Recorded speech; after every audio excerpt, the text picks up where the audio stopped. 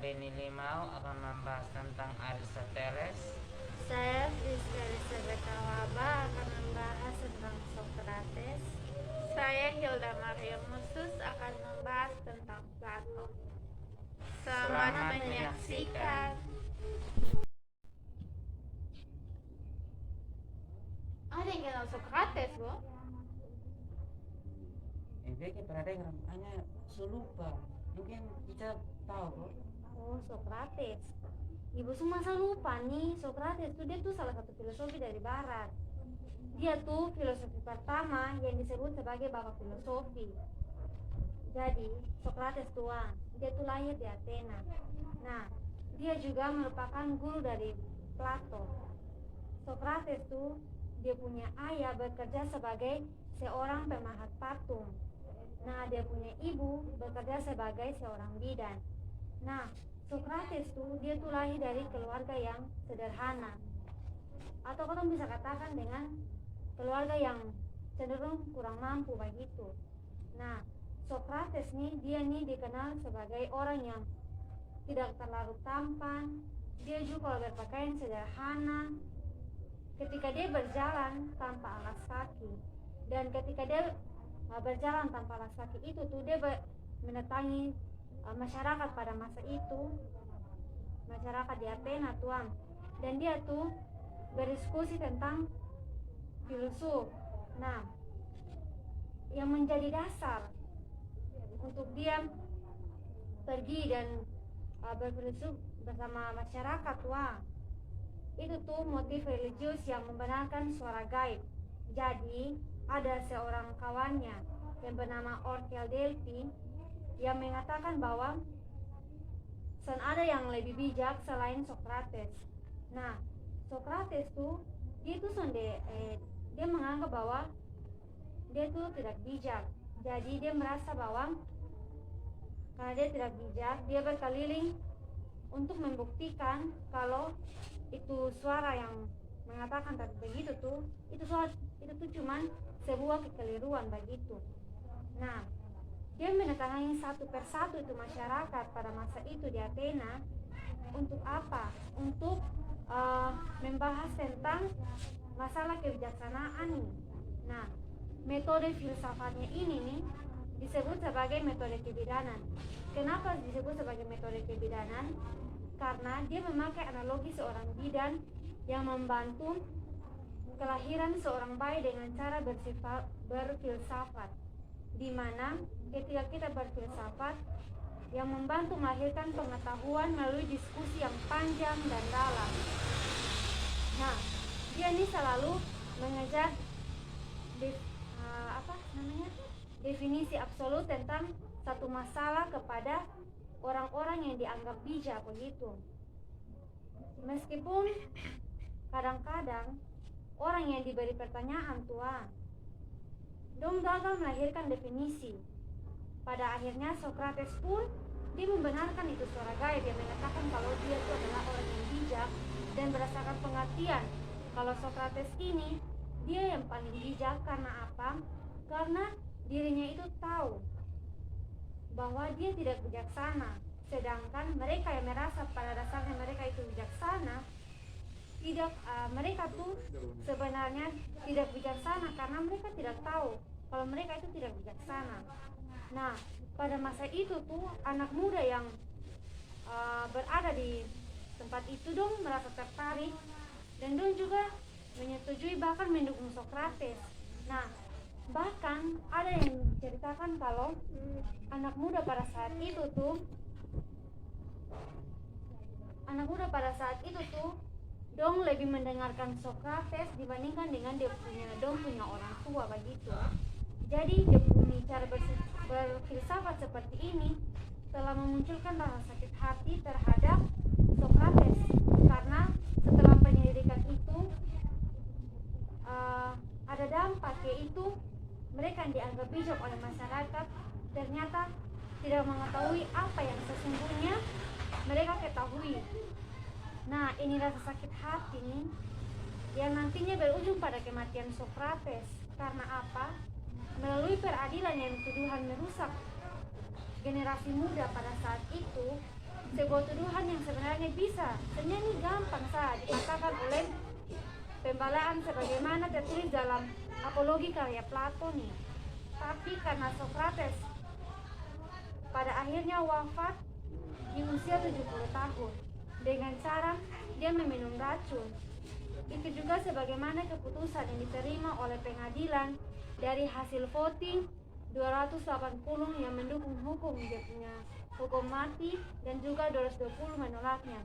Nah, dari ini tokoh Sokrates nih belajar ada sebuah kerendahan hati, ada sebuah rasa yang bagaimana ya, pokoknya dia benar-benar rendah hati dan dia tuh menghargai begitu. Dan tapi teman-teman dong harus ingat, Sokrates nih dia punya murid yang bernama Plato. Mungkin ada yang tahu kok. Plato.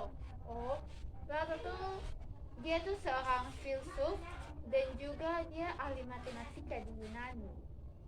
Plato nih dia lahir dari keluarga bangsawan, keluarga politikus waktu itu. Dia punya bapak nama Ariston, dia punya mama nama Periktion. Dia tuh lahir dengan nama Aritokles. Tapi sejak dia masih muda, dia kan dari keluarga bangsawan ya, dari keluarga politikus yang terpandang saat itu. Jadi pas dia muda tuh dia bergaul dengan orang-orang yang sudah berkecimpung di dunia politik gitu, dengan orang-orang besar, pemuka-pemuka. Tapi kemudian dia itu sangat tertarik dengan pemikirannya Sokrates, sehingga dia menjadi muridnya Sokrates. Dia begitu mengagumi Sokrates, dan pada saat Sokrates meninggal, dia itu merasa sangat terpukul sehingga dia pergi dan berkelana. Dia keluar dari Athena, dia pergi dan berkelana di luar. Itu kurang lebih selama 12 tahun, dan di 12 tahun itu dia menulis buku-buku serta membuat dialog-dialog tentang Sokrates. Nah, dari dialog-dialog Plato tentang Sokrates inilah yang ketong kenal sampai sekarang. Dan nama Plato yang dikenal sampai sekarang ini diberikan oleh Sokrates. Kenapa diberikan oleh Sokrates? Karena Sokrates menganggap bahwa dia itu pria yang tinggi, tampan, dan juga dia punya bahu lebar, sehingga nama Plato itu cocok untuk dia. Saat berkelana 12 tahun yang tadi, dia membentuk dialog-dialog itu, menulis buku-buku itu. Kemudian dia pulang lagi ke Athena dan mendirikan sebuah sekolah yang diberi nama akademik. Nah, akademik itu saat itu menjadi sekolah perguruan tinggi pertama yang ada di Athena. Di situ dia mengajar dan dia mengabdikan dirinya sepenuhnya dengan mengajar di akademik itu. Kemudian dari akademik itulah dia melahirkan sebuah pemikiran baru sehingga dia disebut filsuf. Pemikirannya itu tentang ide. Dia berpikir bahwa semua orang itu memiliki ide. Ide itu bisa muncul dari diri setiap manusia. Ketong semua ini punya ide. Ide itu sudah tergantung dari pengalaman yang ketong dapat. Tapi ketong semua tuh punya ide. Ketong punya ide itu menurut Plato tergantung dari pandangan atau pemikiran orang lain. Walaupun harus digali, tapi ketong semua itu punya ide masing-masing dalam ketong punya diri. Nah, pemikiran Plato ini juga dia berdasar pada pemikirannya Sokrates, dia punya guru, tentang pemahaman dan budi. Jadi mereka berdua itu sama-sama membahas tentang pengalaman dan budi, gitu. Tentang ini dong punya pemikiran itu berdasar pada pengetahuan dan budi yang didapatkan dari pengalaman, yang tidak didapatkan dari pengalaman atau pengetahuan seseorang, gitu. Nah, ini Plato nih juga punya satu argumen. argumen apa? Itu dia punya argumen tentang dunia yang tidak memiliki tubuh. Dunia yang tidak memiliki tubuh. Iya. Maksudnya ke mana? Maksudnya itu, ini Plato punya maksud itu, dunia yang sedang memiliki tubuh itu bahwa kotong sudah perlu pandangan atau pengalaman. Segala sesuatu tuh harus berubah atau bergerak, tetap ada ataupun abadi. Dalam kondisi seperti ini, ide bisa menghasilkan sebuah pengetahuan yang sejati. Nah, dari kisah hidup Plato ini yang paling yang paling menekan itu saat dia meninggal. Saat dia meninggal itu dia meninggal ketenangan mati itu. Jadi saat dia membangun sekolah akademi kan banyak anggota di situ. Dia sudah waktu itu dia sudah umur 80 tahun, kira-kira 80 tahun. Ada dia punya salah satu murid yang menikah. Saat dia murid itu menikah kan kayak rame tuh, orang rame. Tapi Plato ini mengundurkan diri dari keramaian itu, terus dia pilih tempat yang sunyi, senyap untuk tidur. Nah, tapi sudah diduga kalau itu adalah dia usaha terakhir. Jadi saat dia tidur itu menjadi dia usaha terakhir. Dia tidur untuk selamanya saat dia berusia 80 tahun. Nah, satu hal yang saya pelajari dari Plato itu sosok yang sudah pernah dia tuh selalu mengingat orang lain gitu, sampai dia mengenang dia punya guru lewat dia dialog-dialog yang sampai sekarang masih dikenal. Dia juga punya satu murid yang sangat menentang dia pemikiran. Siapa? Aristoteles. Ada yang tahu? Masa tahu Aristoteles tuh dia dilahirkan di Stagiria, Yunani Utara. Dia tuh anak dari seorang tabib pribadi Raja Makedonia. Pada waktu ia berusia kira-kira 18 tahun, ia dikirim ke Athena untuk menjadi murid dari Plato. Selama 20 tahun ia menjadi murid Plato. Tetapi selama ia belajar dari Plato, ia pun memiliki pemikiran sendiri yang menantang kepada gurunya itu yaitu Plato. Pikiran apa kira-kira? Tentang apa?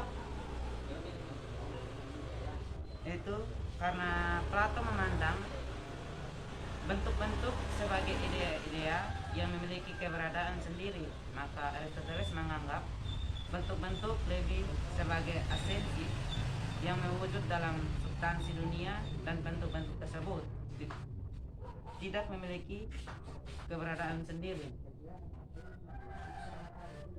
Dan Aristoteles pun memiliki sebuah pemikiran yaitu logika.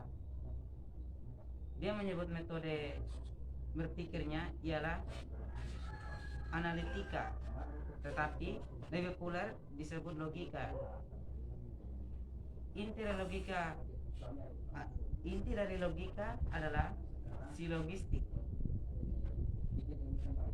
Dan saudara tahu sendiri, ini silogistik itu memiliki dua ciri. Apa tuh? Yang pertama tuh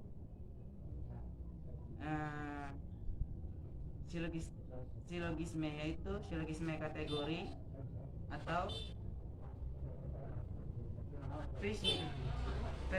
premisnya tanpa bersyarat. Dan yang kedua silogisme hipotesis, yaitu premisnya bersyarat.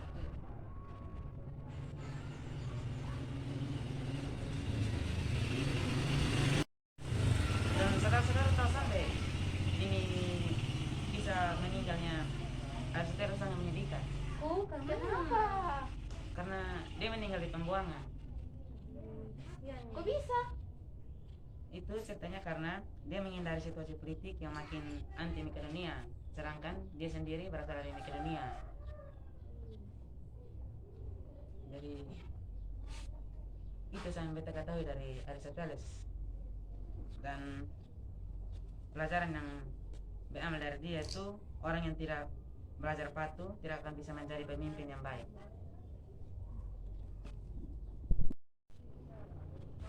Terima kasih karena telah menyaksikan video kami. Tuhan Yesus memberkati. Shalom.